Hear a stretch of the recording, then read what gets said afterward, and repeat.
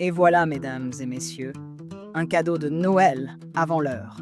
Le sapin est à peine décoré que François Bayrou nous sort un gouvernement tout droit sorti d'un calendrier de l'Avent politique.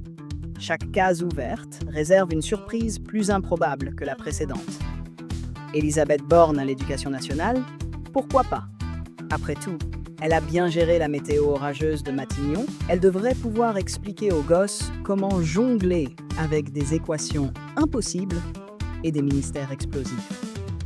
Et que dire du comeback de Manuel Valls, ministre d'État des Outre-mer? On pensait qu'il était perdu dans les limbes politiques quelque part entre Barcelone et son ambition XXL.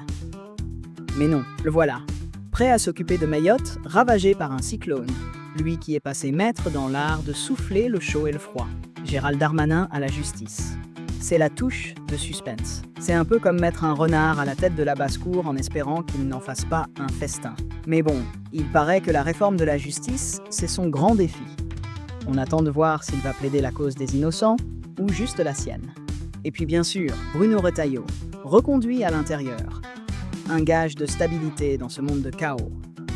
Avec Retailleau, les forces de l'ordre peuvent dormir sur leurs deux matraques. Quant à Rachida Dati, qui reste à la culture, on espère qu'elle a gardé son abonnement Canal+ pour se documenter sur les chefs-d'œuvre du cinéma français. Ah, et parlons d'Éric Lombard aux finances.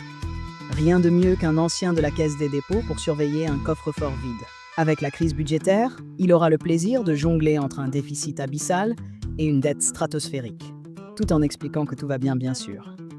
François Bayrou, 73 ans, 4e Premier ministre de l'année 2024. C'est un peu comme si on changeait de capitaine sur un Titanic déjà à moitié sous l'eau. Mais attention, Bayrou est confiant. Il est très fier de son gouvernement et assure que la confiance avec les Français sera rétablie. Peut-être pas avec des actes, mais sûrement avec des tweets bien sentis.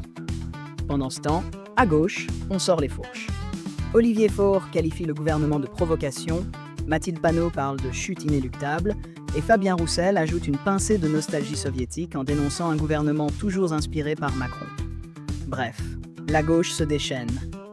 Mais ne vous inquiétez pas, ça reste un spectacle purement verbal. Et l'extrême droite dans tout ça.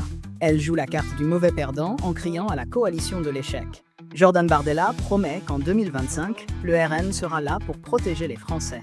Traduction, il faudra encore attendre pour voir si le RN peut faire autre chose que commenter depuis les gradins.